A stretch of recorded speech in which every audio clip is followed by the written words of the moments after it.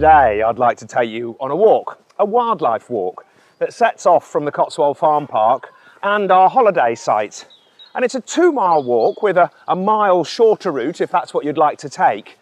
And it takes you round our commercial farm and helps show you how we protect the landscape, enhance wildlife, but also produce good quality food.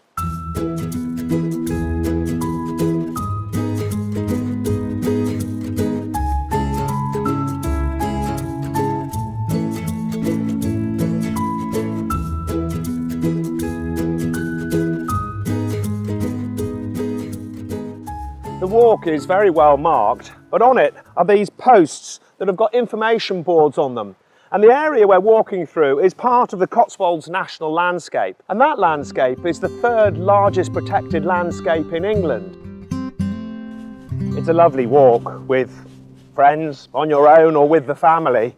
And of course you can bring a dog with you too, as long as you keep it on the lead or under close control. And it's important to stick to the countryside code. Things like picking up your litter, making sure you leave gates as you find them. This part of the farm is known as the Humpty Dumps. Every field on the farm has a different name. And this area was wonderful when I was a child. Of course, I was born and brought up here. And this undulating ground that was hand quarried at the beginning of the century for roofing slates and walling stone has now grown this beautiful herbish and wildflowers. And as kids, you could run down the banks, and we used to just play out here, me and my 3 sisters. And it's beautiful. And as the season changes, so do the flowers. So we've got lots of yellows and daisies out here now, and different coloured flowers come as the season moves on. There's cowpats out here because we graze the cows at night, and they help with insects. There's beetles and flies that hatch from them, that then in turn feed the birds and the bats. And if you look around and you open your eyes and your ears and you can smell, get those senses going when you're out and about, you'll very quickly see things. You don't have to keep walking all the time, you can just stop and look. There's a bee on bird's foot trefoil, sometimes known as eggs and bacon, and it's busy there trying to suck out the nectar from the bird's foot trefoil. Just lots going on all around you.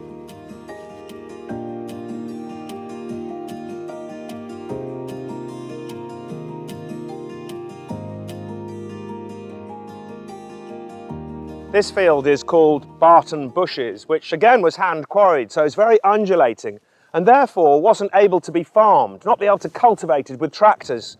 And so it's just been left basically to run wild, although we do graze it with our equines, our Exmoors and our Suffolk Punches, and sometimes our rare breed of cattle.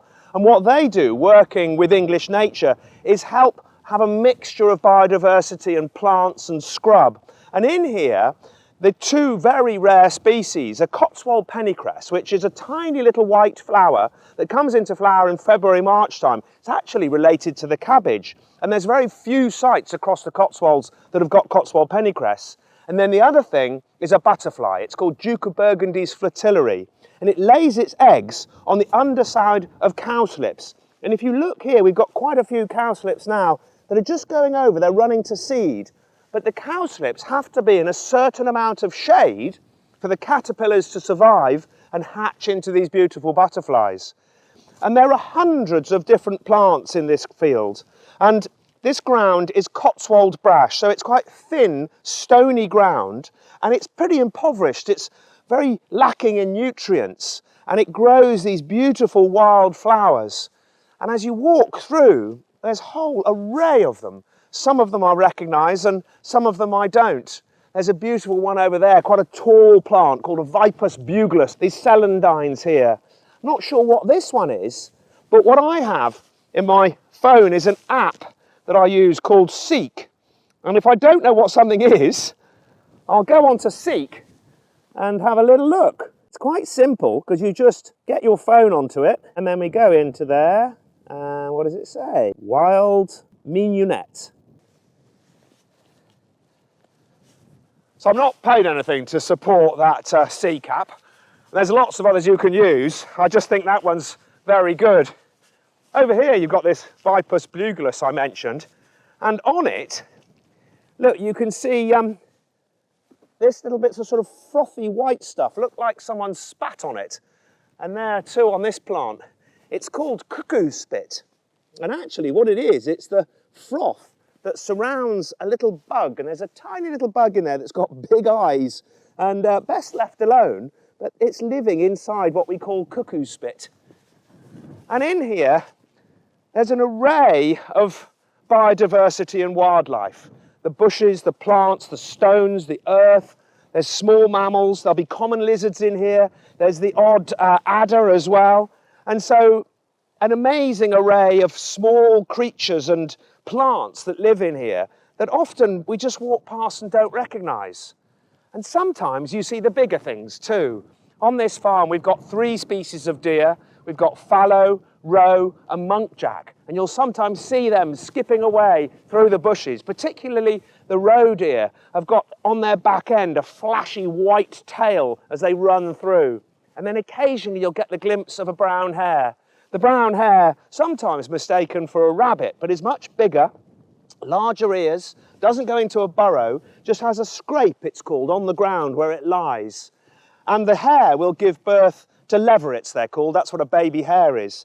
And they'll have maybe 2 or 3 during the year, and they'll leave them out in the long grass. So if you come across a leveret, just stay away, don't touch it. Its mum knows where it is, and she'll come back to it later on in the day.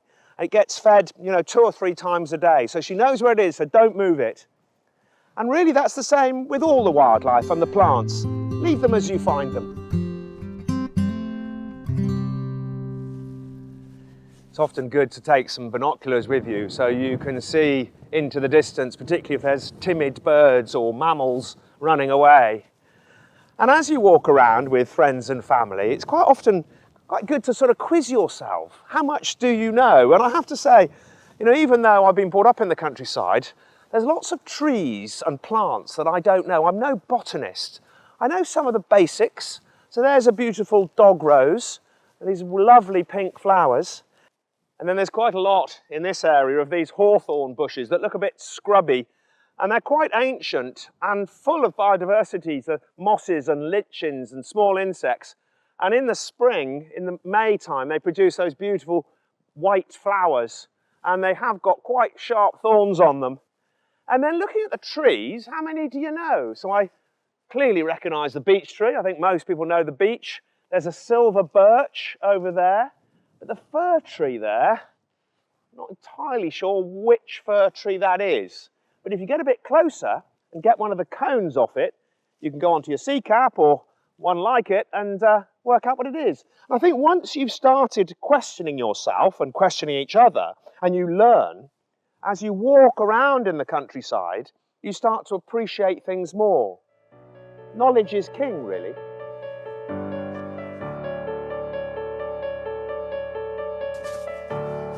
This looks interesting. It might look set up, but I have actually genuinely just noticed this. This looks like some form of poo, but it's not. It's an owl pellet. And this has probably come from a tawny owl, I suspect, because it's quite big, or a barn owl. And what happens is when they're eating beetles and mice and those sorts of things, they regurgitate these owl pellets. And often if you've got an owl box in a barn or a nest up in a tree, they'll sit on the edge of their nest and they'll regurgitate these owl pellets, and you can find them underneath. And when I was a kid, we used to, and I've done it with my children, you'd take them home, soak them in water, and then you can identify all the little creatures that are in here. So if I break it open, you can see there's quite a lot of fur in there. Usually you can find little bits of mice. You can find their jaws and teeth. Looks like the remnants of a mouse.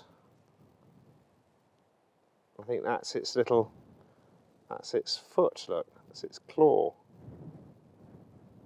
Or maybe something bigger than a mouse, it might be a rat.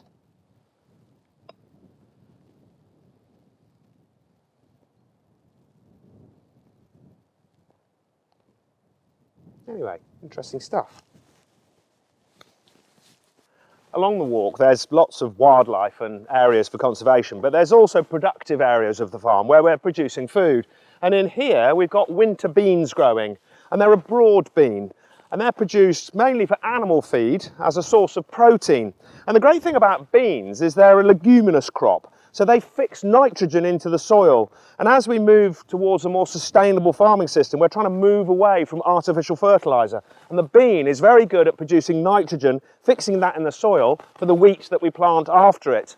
And then if you look over here, these 3 fields, we've got wildflowers growing in them. And what we've done, we graze them during the winter months with our horses and our cattle. And then from the spring right through the summer, we leave them for all the flowers to grow. And we've added some flowers to them. So a lot of oxeye daisies have come up here. The beautiful white flowers with the yellow middles, a massive daisy. And then in the other fields, there's all sorts of flowers growing. And what we do is we let the flowers grow. They then set seed, and then we work with a company called Bright Seeds, who come along with a little harvester, combine harvester, combine all those seeds to collect them, and then they take them back to their station where they sort them out and then sell them to farmers who want to create wildflower meadows. And as, again, we move to sort of more sustainable farming systems, moving more towards conservation, we need lots of meadows with wildflowers.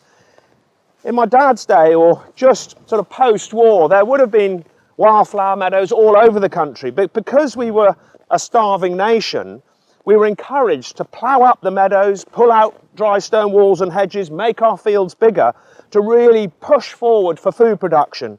But now what we have in the countryside is a balance between food production that's produced with precision farming, putting the right thing in the right place at the right time, with areas of conservation and wildlife, hopefully getting that balance about right.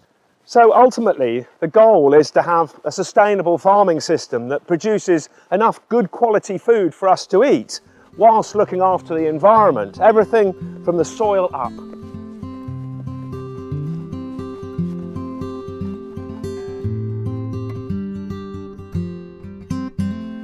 This part of the farm is one of my favourites. It's known as the Gorse Valley, because on the banks of the valley is all this gorse growing.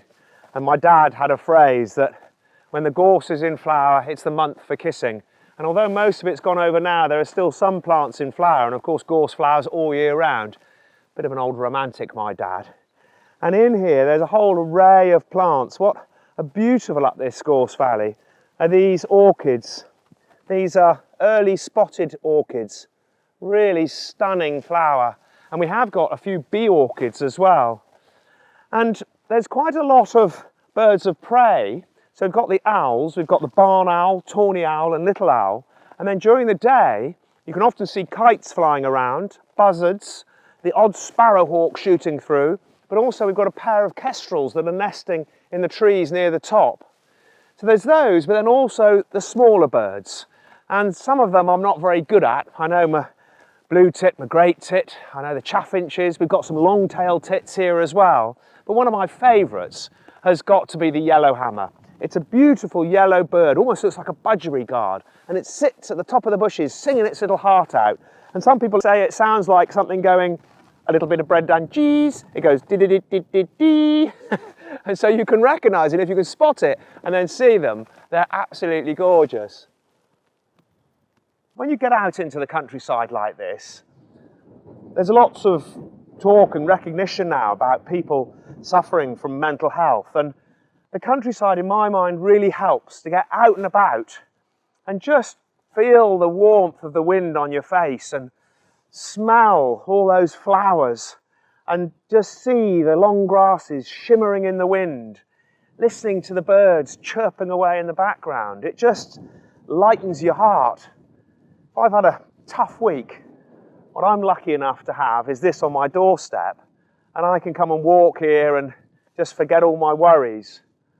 And I hope that people will come to the Cotswold Farm Park and onto our Farm Park holiday site and enjoy this area and walk through it. And even if you aren't, you can just turn up, park in our car park, go for a lovely walk, and then pop back into the kitchen on the way back and have a nice cup of tea and a flapjack before you head home.